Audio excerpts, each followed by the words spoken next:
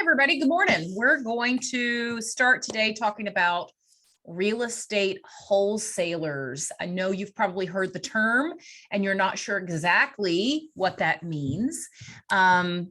I somehow have gotten onto TikTok's channel for wholesalers, and it is very, very interesting to say the least, because if you listen to these wholesalers, you're going to be able to buy houses with absolutely no money. You're going to be able to buy houses for $4, so there are a lot of people who think that real estate can be that simple. So we're going to talk today a little bit about what wholesaling is. So at its very most basic, wholesaling is where I am a buyer. I approach someone who probably doesn't even know they want to sell their house. And so I approach them and say, hey, could I buy your house? Now, when you yourself receive these letters that say, hey, we'd like to buy your house, or we buy houses, sometimes that buyer is the actual buyer who's going to close on the property and either flip the property or hold the property and turn it into part of their portfolio. But sometimes those letters and those boards you see on telephone poles all around town are wholesalers. What they're hoping to do is, I'm a buyer. I'm going to call up Judy and say, Judy, I noticed your house. I wondered if you'd ever want to sell it. May I come meet with you? Judy says, sure. And I go meet Judy. I am maybe a real estate agent, maybe most likely not a real estate agent. I go meet with Judy. I take a tour of her house. And let's say her house is worth $200,000, or more likely $100,000. And I say, Judy, right now, I have a contract with me. I can offer you $60,000 for your house. Now, I know what you're saying, that your house is probably worth more than that, but you're not going to have to put it on the market. You're not going to have to fix anything in the house before you put it on the market. No repairs. I'm not going to have any inspections. I'm just going to purchase your home. Also, I may find an additional buyer who may want to end up actually purchasing this home.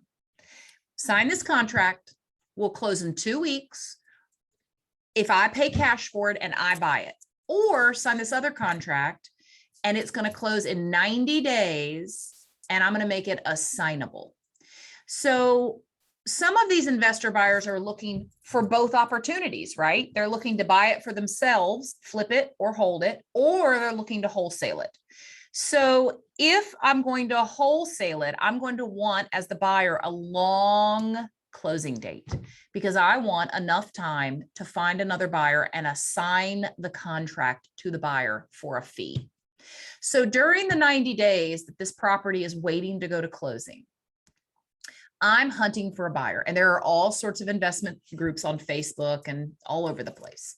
When I find a buyer who is interested in taking on this property, now the buyer may not be a wholesaler or not be buying this property as a wholesale property. They may be buying it to flip it or hold it for their investment portfolio.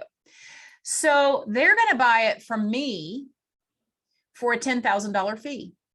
So I'm going to assign the contract to them for $10,000. And this future buyer, this investor, is going to buy it for me. They're going to pay me $10,000, the buyer $10,000. All I'm doing is assigning the contract to them. So they're still getting the house for $60,000, but they're going to pay me a fee. So sometimes that's built into the purchase price. Sometimes it's not. And what's happened now is, me, the wholesaler, I never took title to the property. I never owned the property. I had a contract that had a termination rate built into it for the full 90 days, so that if I could not find a buyer to assign this contract to, I didn't have to actually take the property. So it's a very alluring business model for wholesalers, because you can make money without spending any money at all. So the pros and cons of this are, when they are paying a reasonable fee for these homes, it can be a good solution for a seller who has a property that perhaps is not ready for market and the seller does not have the resources or the money to prepare it for market. So I'm not going to out of hand say that these are terrible all the time, but you can see how they could be predatory if you're not careful. So if you have an unscrupulous wholesaler who, for all intents and purposes, is still functioning within the law, if that seller says, sure, I'll sell you my house for $60,000 and they sign a contract for that, as long as they're in their right mind, that is perfectly legal. I would argue it's not terribly moral, because the buyer is obviously not telling the seller what their home is actually worth. However, that's not this buyer's responsibility. If the buyer is also a real estate agent, I think then the code of ethics can get into play, because our realtor code of ethics insists that we at least treat all parties honestly. And so I'm not sure how honest you're being when you tell a seller that their house is worth $60,000 when it's worth $100,000. So there are some gray areas there on ethics if you're a real estate agent and a wholesaler. Most of the time, the wholesalers are not real estate agents. They are people who have attended a seminar, gone to a convention and found out how to do wholesaling. I'm trying to talk very neutral on this business practice. My personal opinions about it are that it can be predatory. And in a lot of cases it is. And we have actually had to help extract a few sellers out of these contracts, because an agent will come to me and say, hey, my client's aunt or my client's uncle, has a purchase contract for their house and it's for almost no money, Ashley. And we'll look at it. And in the case of one about 6 months ago, the person they were communicating with worked for some investment group out of Phoenix, Arizona. They were not a real estate agent. They weren't even the buyer. They were just running some sort of wholesaling business. And this poor seller was stuck. We ultimately advised the seller to seek legal counsel and helped connect them with an attorney that we thought could help. And let the attorney figure out a way out of that contract. The contracts are not big either. They're little, they're just the wholesaler's contract. So just so you're aware of what wholesaling is. And now that we've all talked about it and all of your phones have heard me say wholesaling and houses about 19 times on this phone call, you're likely going to start to see a lot of wholesaling stuff come up on your TikTok and your Facebook. It's going to recommend some sort of wholesaling Facebook private group now. I would advise you to not join them. I think there are a lot of antitrust situations going on in those private Facebook groups. I think there are perhaps some, you've got people who are not real estate agents in that group who are going to just say whatever they want to say. And so you probably don't want to find yourself in a private Facebook group that is going to be treading over the line on moral and legal boundary lines for us as real estate agents. Miki, do you have a question or something to add? Please do. Yes, I do. Good morning. One sec, Miki. Okay. Just a quick reminder for everybody not to use names or company names or any of that kind of identifying. Well, we're going to talk very generically about everything so that we don't accidentally, slander anybody. Not you, Miki, but just a reminder. Please Gotcha. Go ahead. Well, I just had a question about wholesaling because I do hear a lot about it. But I guess my question is, that can also be a scamming process too, right? Someone can tell you that they're a wholesaler and not really be a wholesaler.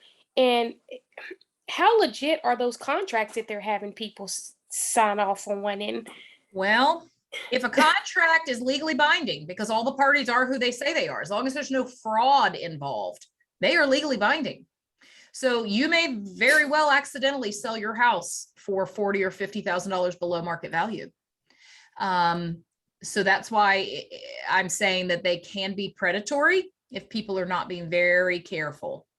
And So go ahead. sorry, Please. I was just going to ask, going back to the contracts. So do they come up with their own legal binding contract? How does that work? Yes, most of the time they have their own contract. There are lots and lots and lots of seminars about wholesaling. And a lot of times part of the seminar, part of the package you're buying at that seminar is a purchase contract you can use and customize and tweak to your own use. Okay. So these, I would assume occasionally they're drawn up by attorneys, but they're also probably just wholesalers who are using purchase agreements they've printed offline.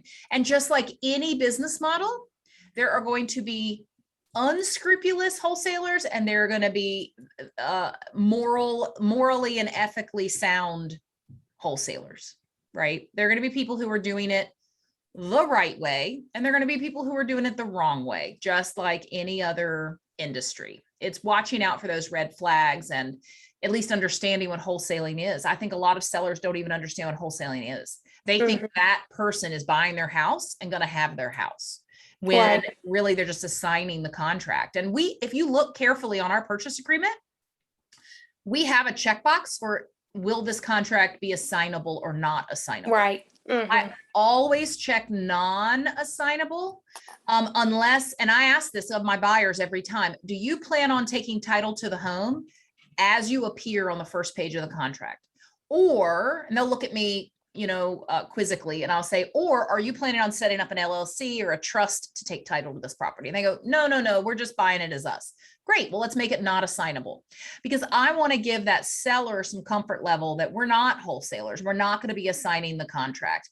And if my clients do say, oh yeah, I'm an investment person, I'm going to set up an LLC for this particular rental property, then I'll say it's assignable, and I will explain to the listing agent why I have made it assignable. I'll say, we're making it assignable because my buyer intends to hold this property, but they are going to set up an LLC before closing, and they are going to have the LLC take title to this property at closing. Got it. Yeah. Thank you. You're so welcome. Anybody have any other questions about wholesaling? We have seen some absolute sad stories with wholesaling. Like anything, if somebody sees easy money, it can become an attractive business model for people who do not have everyone's best interest at heart. And listen, I'm a business lady. I get it. You're supposed to be making money on it. But some of the ones I've seen are it's just very sad for the seller. Okay, then let's move on to subsequent inspections. So subsequent inspections is a term you'll hear referenced on the inspection addendum. Now, I've hinted to the fact that our inspection addendum may be going away, and we may be putting the inspection process back into the body of the purchase agreement. Until then, we're still using the inspection addendum. So in the first paragraph, the meaty part at the top of the inspection addendum, it talks about if the original inspection reveals the need for a subsequent inspection, then all of these things can happen, which includes having us up to a 7-day extension period to accommodate subsequent inspections. And I'll give you an example. So last year I had a listing, and the home inspector said, I don't know about that chimney.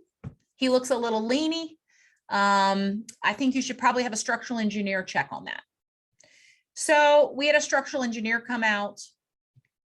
Indeed, the chimney was leaning. So, and of course, that was at my buyer's expense.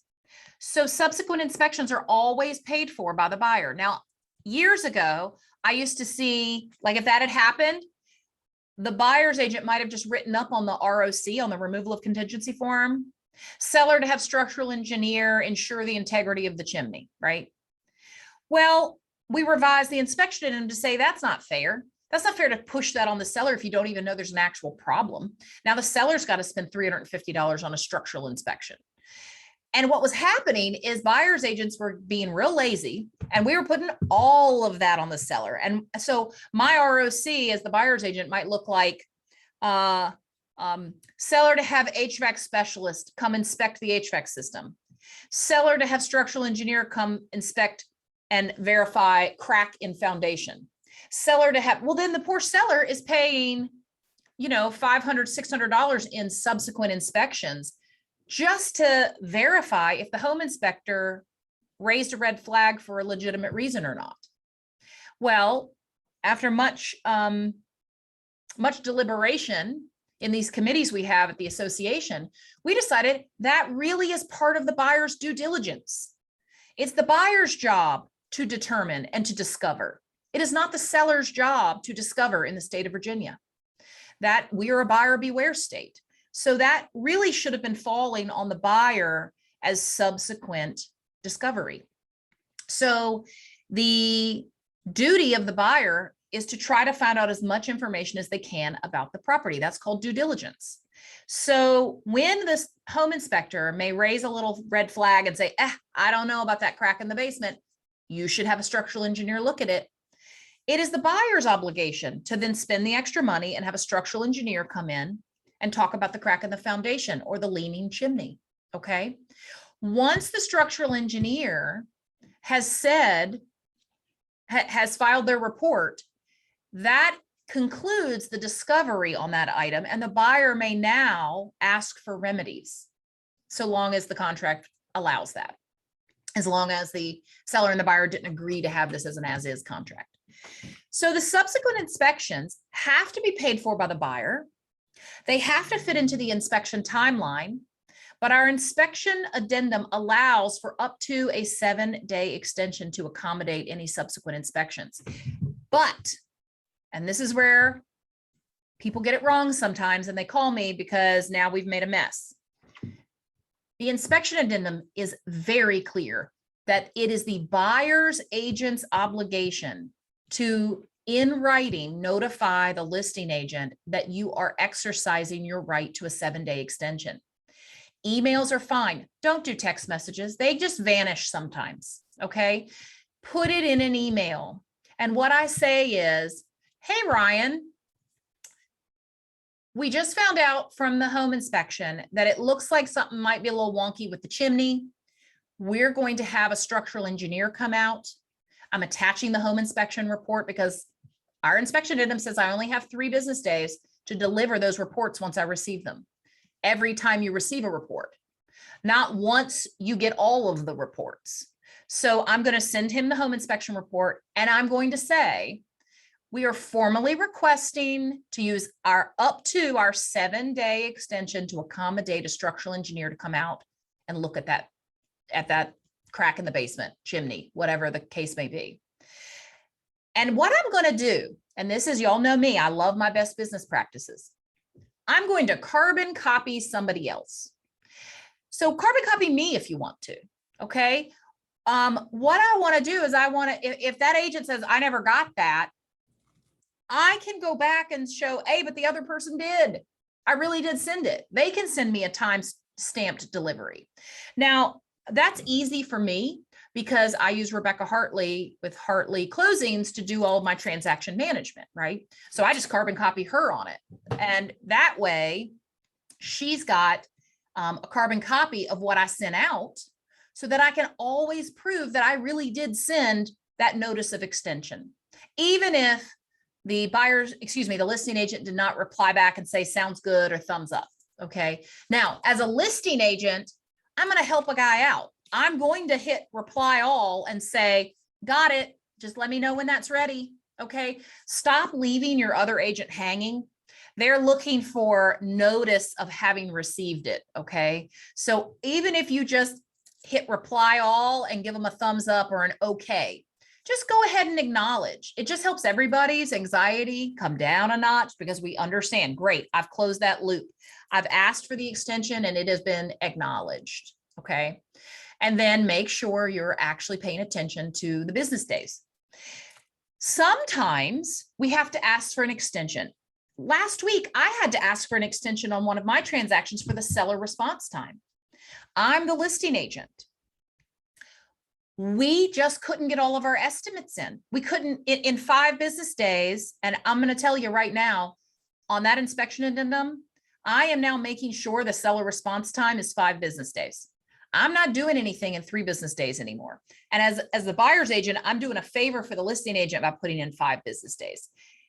3 business days is not enough time for a seller to get all of those types of specialists out to look at plumbing, structural, a contractor, a repairman. It's just not enough time to gather estimates to be able to decide what the seller's going to do.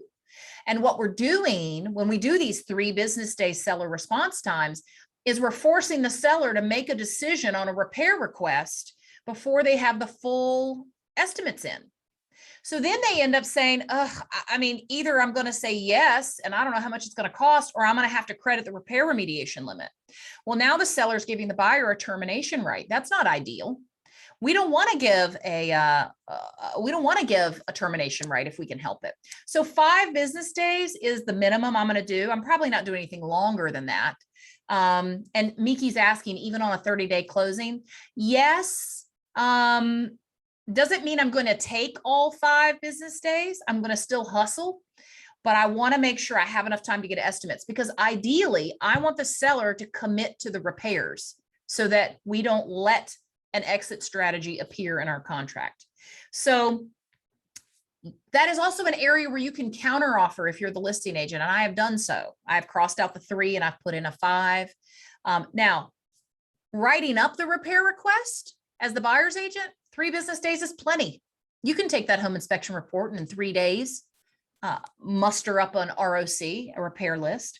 But for the seller response time, that is going to need to have time for the seller to gather estimates. So naturally, in my opinion, that should be a slightly longer period of time. Now, I have had to ask for extensions. Last week, as the listing agent, I had to reach out to the buyer's agent and say, hey, we just still haven't gotten the plumber out here. May we please have an extension until Friday for our seller response time? They said, sure. I wrote it up on an amendment. And all it simply said was seller and purchaser agreed to extend the seller response time per the inspection addendum to Friday, October 8th, 2021. Everyone signed it. That gave my seller more time to get the plumber over there to finish getting the estimates gathered. Okay, that was a little off topic, but still on the same form. So does anybody have any questions about any of that? Specifically about subsequent inspections? Subsequent inspections can be almost anything, okay? If the home inspector says every single drain in this house is draining slow, that may trigger me as the buyer's agent to say, buyer, you don't want to hear this, but I think we need to do a camera line, run through the sewer line out to the street to see what's going on. Now that's about, $300, but you may discover that the sewer line, the waste outtake out to the road is just plumb full of roots or has collapsed in an area. So that would allow you to have that subsequent inspection. And the discovery would be burdened on clause 17, the repair remediation limit. Yes, Jess, do you have a question or something to add? Yeah, so we purchased our house about 10 years ago, and this is coming from a home buyer. So, we purchased our home 10 years ago, and obviously we're going through right now such a disaster to clean up because we didn't have the proper home inspection.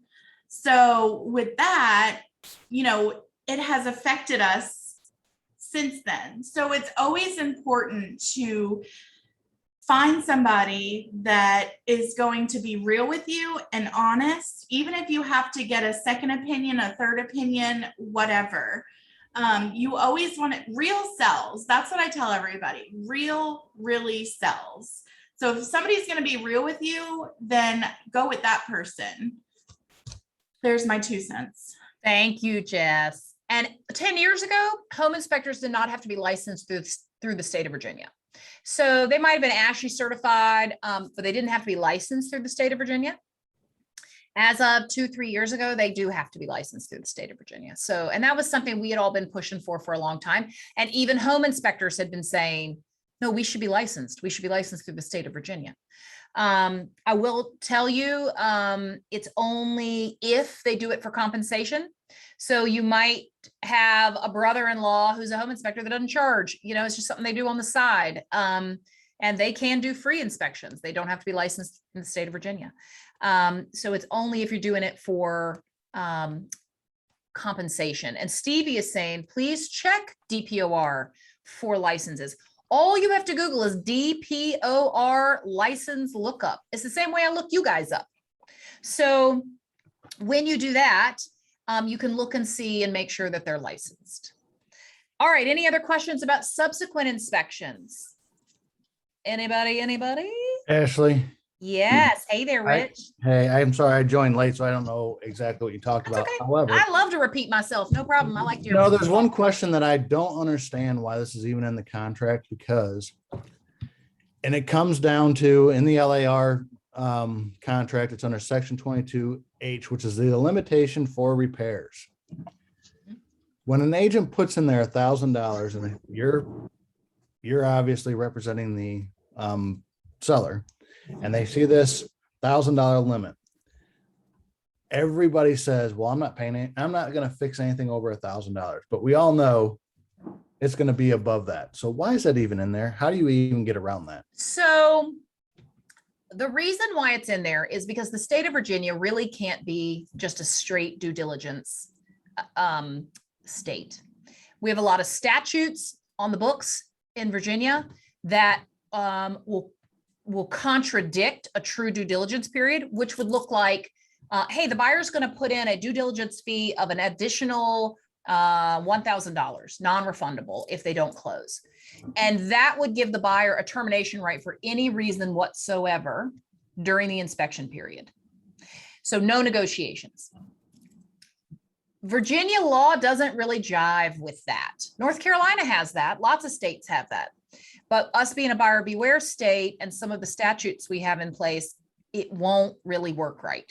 So instead, we're left with this threshold to which the buyer and the seller both agree is the understanding of the parties that the seller doesn't have to pay more than that, but the buyer doesn't have to buy if the seller won't. So the way I try to explain it to my sellers and buyers is, if it's discovered that there is a catastrophic problem with this home, like let's say a massive crack in the foundation,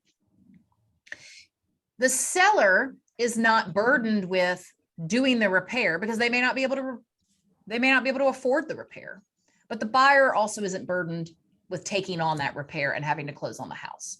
So the way I look at it is a threshold for comfort for both the buyer and the seller that says your maximum contribution here will be, and I never put 1,000, I'm almost always $1,500 because in my opinion, radon is almost $1,000 and that's going to eat up almost everything. So I will look at the property to decide, and I take that back. I did a condo and I did $1,000 because it was a condo.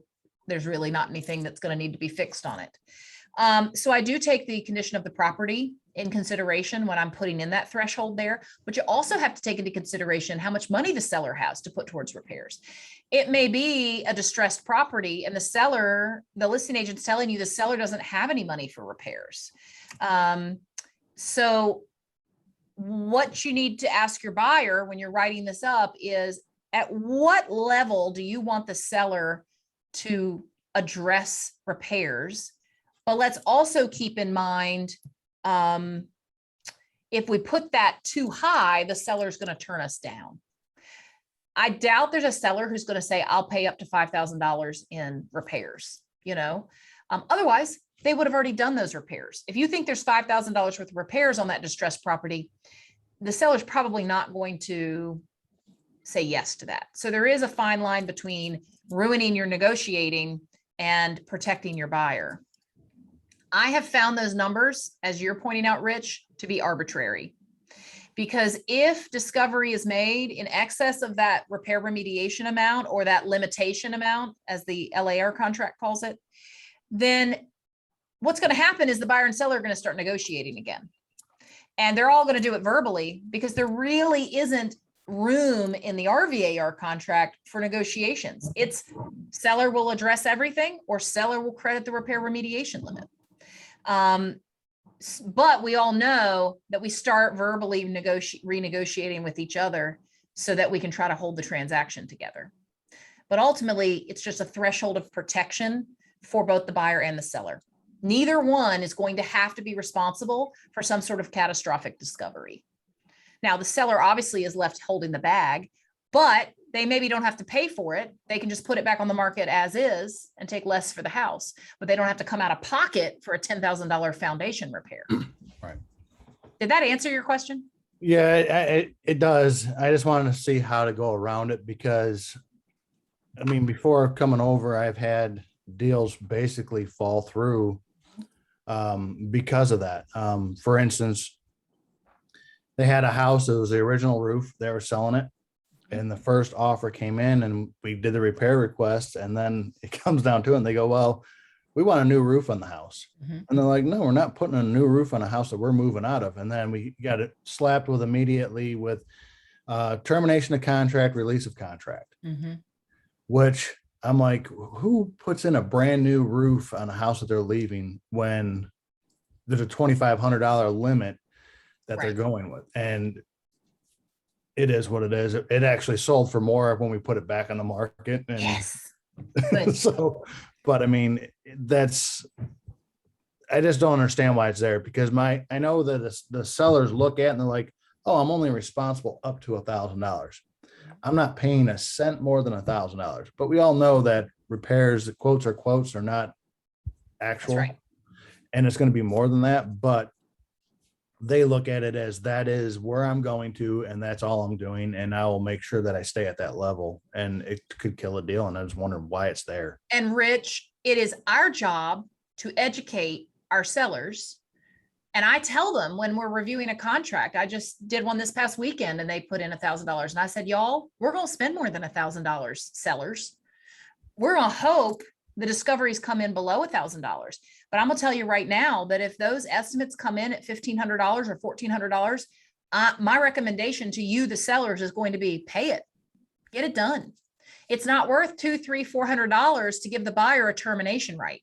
We don't know that they haven't found a property they like better. We don't know that they've had cold feet about your property. And for $200, $300, $400, do we really want to start all over? Pay another month's mortgage payment? Try to find another buyer? Hope they're going to pay that much or more. So it really comes down to educating your seller and what each step of the transaction, what those expectations are going to be, and what could go sideways. That way, their expectation is, yes, I don't have to pay more than $1,000, but it might be in my best interest to pay more than $1,000. No seller wants to find out they have termites. No seller wants to find out that there is wood rot on the riser going down to the basement.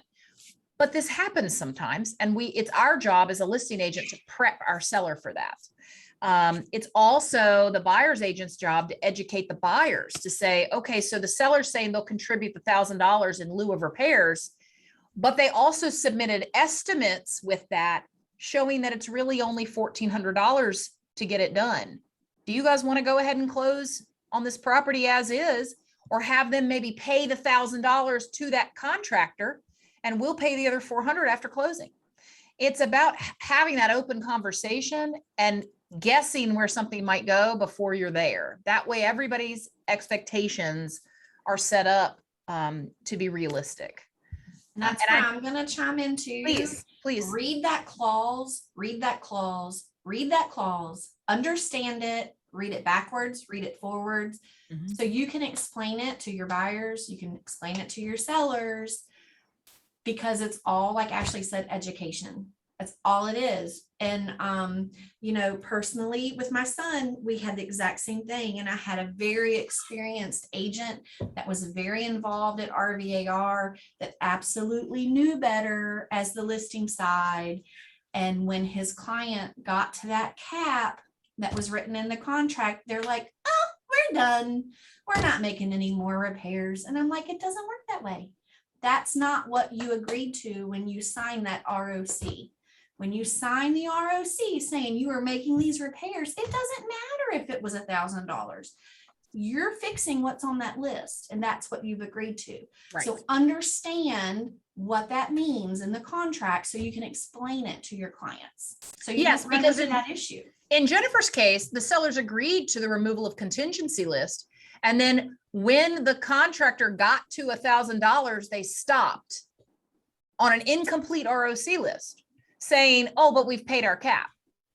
No, Done. you signed, No, the you're seller not. signed the removal of contingency form saying, we will complete all of these items, which is why it is critical as a listing agent for you to make sure your seller has received estimates on the work. You do not want to be that listing agent who has gotten the seller to say, sure, I'll do that list. Mhm. And then the contractors come out and you find out it is prohibitively expensive or more than the seller was expecting. Also, here's just a hot tip that has helped me over the years. If my seller has said, we're not making the repairs, but we'll credit the repair remediation limit, we are going to, me and the seller are going to get estimates for the work. And I am going to hand those estimates with the email where I'm telling them we would like to credit the repair remediation instead. Because a buyer can't say yes or no to a credit if they have no idea how much that work is going to cost. So if there's a 15 item ROC that they have sent the listing agent and the listing agent says, nope, but we'll give you $1,000, maybe $1,000 covers it, maybe it doesn't. But I can tell you that buyer is going to be uncomfortable accepting the property in as is condition and a credit of $1,000 if they don't know how much it's going to actually cost to fix the items. So that may be me as the listing agent going over and above, but I'm going to tell you it has saved multiple transactions because the buyer can now make an educated decision as to whether they want to accept the repair remediation limit or not. Anybody else? I have a woefully small amount of time to talk about short sales, but I'm just gonna breeze over it a little bit because I think they coming, y'all. So short sales. What a short sale is, it is when me, the seller, has to sell their house because I can no longer afford to keep my home. I don't want to get foreclosed on, but fair market value for my house is less than what I owe on the home. We're going to see this in 3 to 5 years because all of the buyers buying right now above market value, at market value, which is inflated right now. If they need to sell in 3 years, and they need to pay realtor commissions, and they need to pay for repairs, and they need to pay to get their house ready for market, they're going to find that they owe more than they can sell it for. So what they can do is they can call their mortgage company and they can say, hey, and normally they're already in conversation with their mortgage company because it may be that they have been late on their mortgage payment a few times now. So they're what we call underwater on their home. Because what I fear is this rise in value and home values cannot go on forever. If we keep pace at a 9%, 10%, 15% rise in home values every year, no one's going to be able to afford to buy a house. So I anticipate it's going to have to stabilize at some point. And when it does, we're going to hopefully go back to a nice, steady 3% to 5% rise in value year after year. Okay. Now that is a price increase that can stabilize and go on forever and ever. If it stabilizes, and we don't see this massive growth in property values for the next 3 to 5 years, then we're going to have some people who need to move earlier than they can afford to move out of their house. They're going to get transferred for work. They're just going to want to move. They're going to need to downsize, upsize, whatever the case may be. And what they're going to find out is they have a house that they paid $200,000 for, and maybe in 3 to 5 years, they can only sell it for $180,000. So they're going to be able to call their mortgage company and say, mortgage company, I don't want to lose this house, but I've got to sell it. I can't make the payments. And so the mortgage company may agree to do what's called a short sale. And a short sale is where the mortgage company says, you may put your house on the market and you may sell your home and you may sell it for less than what you owe us. But we have to agree to the contract. We have to agree to all the terms. And what is left will be called the short. So if they agree to let me sell my $200,000 house, I owe $200,000 on the house for $180,000. I put it on the market for $190. I sell it for $180. It closes. I now have a $20,000 short on my mortgage. So the mortgage company will write that off. They will also send you a 1099 for the $20,000. Now, most of the time in the past, when short sales have existed, that did not actually result in some sort of taxes owed by the seller. I don't know what it'll look like in the future. I don't know what legislation will be. I don't know what the lobbyists for the mortgage companies will do, because I guarantee you the mortgage companies know this is coming too. So anytime we have a spike in property values and we have a market like we've just seen, in 3 to 5 years, it is, and the last time we saw it, it was in the refi boom, when everybody and their brother and their sister and their uncle were refinancing their house in 2006, 2007, 2008. If they needed to sell in 2009, 2010, they owed more than their house was worth. So that is when we saw short sales come through. So I anticipate, and this is me completely crystal balling whether this is going to happen or not, but I suspect that in 3 to 5 years, we're going to see more short sales coming on the market. The good news is we know how to do them now. You know, back then, nobody knew how to do a short sale. My first short sale I worked on, it took 18 months for the thing to close because the mortgage companies did not have short sale departments. This was one of the earliest short sales in this area. There wasn't even a short sale department. These were just loan originators and mortgage people trying to do a short sale. Nobody knew how to do them. So it took forever to do it. Stevie's saying hers only took 4 months. Wow, that's speedy. So short sales come with their own variety of difficulties. And we'll obviously, I'll see you in 3 to 5 years and we'll talk about all of those because I'll be training you on those. But I just want you to at least know what they are. And Miki, yes, they are listed in the MLS. They're identified in the private remarks as being a short sale. What happens is it looks like a regular contract. And when the seller and the buyer sign it, it is ratified, it is executed. However, it has a contingency that the lien holder must approve it. So we'll go back to seeing, y'all don't even know, there's a little tag in the MLS called PLHA, pending lien holder approval. So that means the mortgage company has to sign off on that contract, which is why it takes so long, you know? And so essentially you have an executed contract, but there's an extra contingency, and that contingency may be removed, may not be removed. And if the lien holder won't approve it, then maybe you listed it for 190, you sold it for 160, and the seller and the buyer both signed the contract. Then the mortgage company says, no, we're not signing that. We want at least 170. So they may not be able to remove that contingency. It is not a different type of contract. It's our same purchase agreement. It just requires some special language. Of course, I'll give you the special language when time comes. They're a little bit of a pain, but they do help sellers. They helped us avoid a lot of foreclosures. And the upside to the mortgage company is the seller stays in the home. The utilities are still on. They stop making the seller make mortgage payments during that time, but you've got someone caring for the home. Because during that same time back then, we had a lot of foreclosures sitting, and pipes were bursting, and they weren't winterized properly. And houses without people in them just tend to distress faster.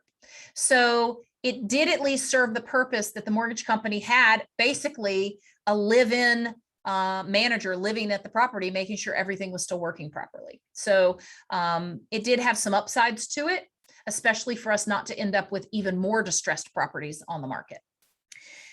Okay, real quick, I want to go over the FHA anti-flip rule. Whenever we're in this type of market and people are buying houses, smacking a fresh coat of paint on them and throwing them back on the market for 20 grand more, we bump into the FHA anti-flip rule. Just so you are aware, if a property is put on the market, FHA will not lend on that property until the current owner has owned it a certain amount of time. So you think I would have Googled this. I'm almost positive it's 90 days. So it has to be 90 days of ownership for the seller to have owned the property before they may even take a contract that has an FHA financing. Okay. That is FHA's way of protecting vulnerable buyers from buying a property that may have been artificially inflated on price just to take advantage of the market. Now, that flipper can buy a property, throw it back on the market in 3 weeks, and they can sell it to anybody they want to that's buying with a conventional loan or cash. It's just an FHA loan.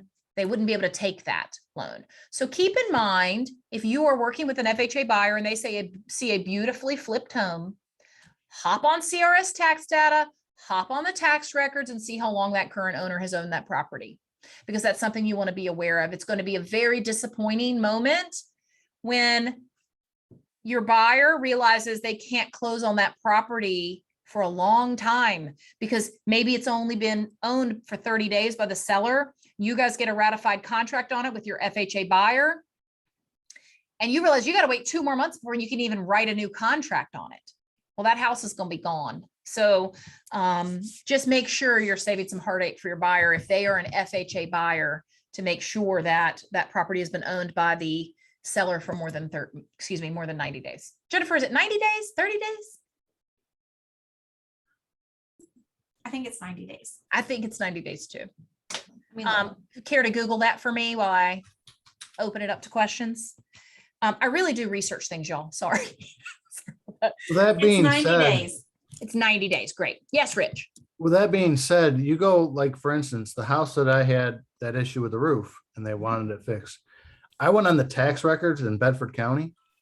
And when you look it up, they're still the owners of that house. It's been sold since Yeah.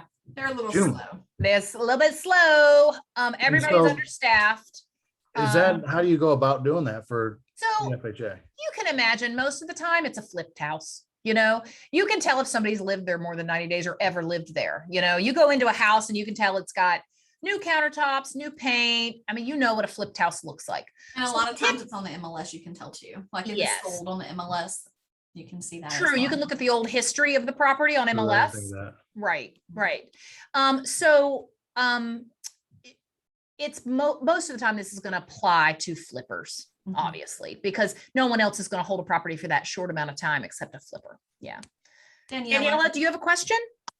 Yes, I do. And it's about a short sale. Sure.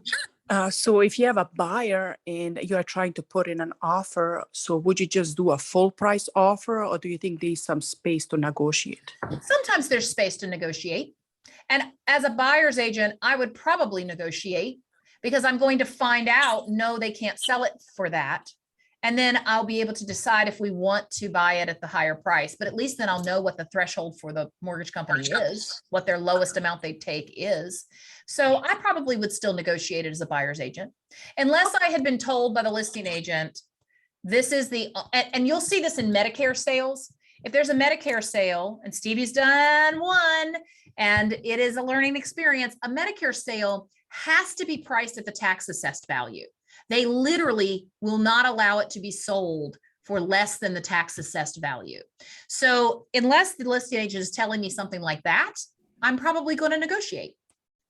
In the past, on the short Thank you. sales, some of Sure. them will tell you that they have already spoken with the bank and that it's already in the process of this is what they will accept. Like in the past, some of the short sales were already at that stage. So they would kind of give you an idea of where they were as far as pricing, and they had it priced at an acceptable amount. So they would kind of tell you if they would negotiate or not. Right. That was after everybody figured out how to do them. Yeah. At beginning, Who laws. knows what we're gonna look like though, you know? What'd you say? This new wave, who knows Oh, what yeah. we're gonna look like? We don't know. Yep, Yeah. that's right. All right. Also, Any really other? quick, because I know we have to go, but we Please. do have a legal update coming up with RVAR. It's virtual. It's going to be October the 19th.